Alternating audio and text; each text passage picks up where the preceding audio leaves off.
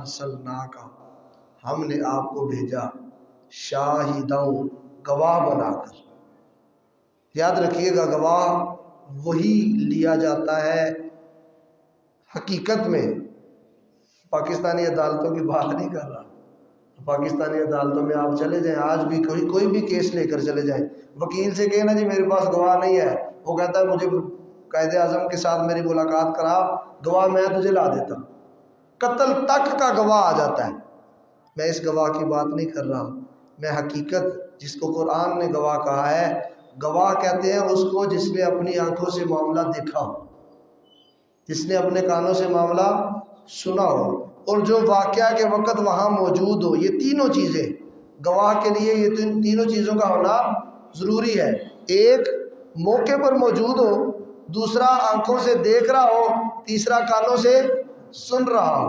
ایک بندہ، مثال کے طور پر ہم یہاں مسجد کے اندر بیٹھے ہیں، مسجد کے باہر ایک معاملہ ہو رہا ہے، باہر سے آواز آ رہی ہے، ہمیں اندر آواز آ رہی ہے کہ باہر کوئی دو بندے جھگڑ رہے ہیں یا کچھ ہو رہا ہے، ایک بندہ ان میں سے کوئی نقصان کر کے چلا جاتا ہے، ہم اس کی گواہی نہیں دے سکتے۔ کیوں؟ کیونکہ ہم نے دیکھا۔ وہ کہنے والا کہے گا کہ یار تو نے سنا نہیں، تو ہم کہیں گے ہم نے سنا تو ہے لیکن دیکھا نہیں ہے۔ دوسری طرف بندہ موقع پہ، وعلیکم السلام ورحمۃ اللہ وبرکاتہ، موقع پہ موجود ہے، دو بندے آپس میں باتیں کر رہے ہیں، وہ ہٹ سے تھوڑا سا ہٹ کے ہیں، دور ہیں، آپس میں دونوں باتیں کر رہے ہیں، دونوں کی آپس میں بات ہو رہی ہے، بندہ دیکھ رہا ہے لیکن اسے سن نہیں رہا، وہ بھی گواہی۔ کیوں؟ وہ کہے گا یار میں نے دیکھا ضرور تھا، باتیں کر رہے تھے لیکن میں نے سنا نہیں کہ کیا باتیں کر رہے تھے، وہ بھی گواہی نہیں دے سکے گا، وہ بھی گواہ نہیں بن سکتا۔ گواہ بننے کے لیے ضروری ہے کہ وہ بندہ وہاں موجود بھی ہو، پاس بھی ہو، دیکھ بھی رہا ہو اور سن بھی رہا ہو۔ جب تک وہ دیکھے سنے گا نہیں، پاس موجود نہیں ہوگا تو وہ گواہی۔ تو اللہ رب العزت نے اپنے محبوب کو فرمایا، محبوب ہم نے آپ کو شاہد یعنی گواہ بنا کر بھیجا۔ اس کا مطلب ہے کہ آپ کو جس قوم کے لیے ہم نے بھیجا، پچھلی قوموں کو پر گواہ بنا کر بھیجا۔ اس کا مطلب ہے کہ پچھلی قوموں کے جو بھی معاملات ہوئے وہ آپ نے اپنی آنکھوں سے دیکھے، سنے، اور جب وہ معاملات ہو رہے تھے آپ ان کے درمیان موجود تھے۔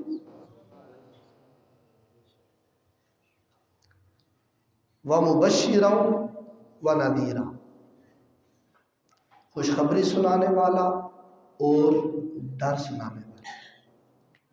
میں یہ بات عرض کیا کرتا ہوں کہ حضور گواہ بن کر تشریف لائے، اللہ نے آپ کو گواہ بنا کر بھیجا۔ اب آگے خوشخبری سنانے والا، کس کی خوشخبری؟ ڈر سنانے والا، کس کا ڈر؟ ہر اچھائی کے بدلے میں جو اجر ہے یہ خوشخبری ہے۔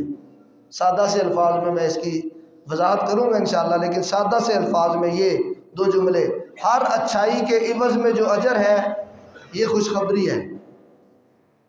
وہ جنت سے لے کر اللہ کے دیدار تک، اس کے ضمن میں جو کچھ بھی ہے، یہ اچھائی کے بدلے میں جو اجر ہے یہ بشارت ہے، یہ خوشخبری ہے۔ وعلیکم السلام۔ اور ہر برائی کے بدلے میں جو خوف، جو سزا ہے، ہر برائی کے بدلے میں جو سزا ہے وہ ڈر ہے۔ وَنَذِيرًا، اللہ کے محبوب یہ دو ہی پیغام لے کر تشریف لائے، خود گواہ بن کر تشریف لائے۔ گواہ کی میں نے آپ کو تعریف بتائی کہ گواہ کے لیے یہ سارے کاموں کا ہونا ضروری ہے۔ قرآن میں جہاں کہیں بھی اللہ نے اپنے محبوب سے فرمایا نا وَإِذْ، اور یاد کیجئے جب، یاد اسی کو کروایا جاتا ہے جو جس نے دیکھا ہو۔ جس نے دیکھا نہیں اسے یاد نہیں کروایا جاتا، اسے کہا جاتا ہے ذرا میں تجھے بتاتا ہوں۔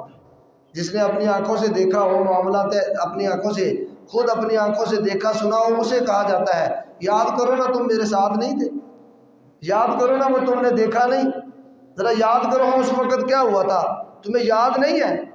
یاد اسی کو کروایا جاتا ہے جس نے دیکھا ہو، اور یاد کروانے کے لیے یہ ضروری نہیں ہے کہ وہ بندہ بھول چکا ہو، اس کا بھولنا بھی ضروری نہیں ہے۔ ویسے ہی جملتاً بھی کہا جاتا ہے یاد کرو ذرا، تو جہاں جہاں بھی اللہ نے اپنے محبوب سے فرمایا یاد کرو، اس کا مطلب یہ ہے کہ محبوب علیہ السلام ایسے نہیں حضرت موسیٰ علیہ السلام کی قوم کو یعنی یہودیوں کو حضرت کریم آقا صلی اللہ علیہ وسلم نے حضرت موسیٰ کی باتیں بتائیں، حضرت عیسیٰ کو ان کی باتیں بتائیں، داؤد علیہ السلام کے ماننے والوں کو ان کی باتیں بتائیں، یہ ایسے نہیں تھا، اللہ نے اپنے محبوب کو یہ سارا کچھ عطا فرما کے بھیجا۔